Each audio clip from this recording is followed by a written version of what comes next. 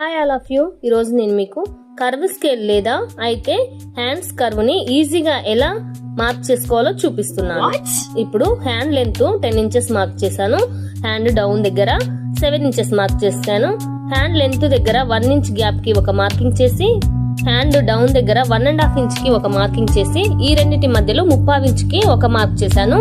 ఈ 3 మార్కింగ్లు నేను ఇలా కలిపాను. ఈ వీడియోలో చూపించిన విధంగా ఇలా మార్కింగ్ చేసుకున్న దానిపైనే ఈ విధంగా నీట్ గా కట్ చేసుకోవాలి. చూడండి, కర్వ్ స్కేల్ లేకపోయినా సరే ఈజీగా కర్వ్ పర్ఫెక్ట్ గా ఎలా తీయాలో చూడండి. ఇప్పుడు మీరు ఫస్ట్ స్టార్టింగ్ గా స్టిచ్చింగ్ చేసే వాళ్ళైతే ఇలా ఒక కర్వ్ దగ్గర ఒక కట్స్ పెట్టుకోండి. ఈజీగా కుట్టేటప్పుడు గుర్తుంటుంది. చూడండి, నేను మార్కింగ్ చేసుకోకుండానే ఈజీగా ఇలా కర్వ్ తీసుకున్నాను. ఇలాగా మీరు కూడా ట్రై చేయొచ్చు. కర్వ్ స్కేల్ లేకపోయినా సరే ఈజీగా కర్వ్ తీయడం.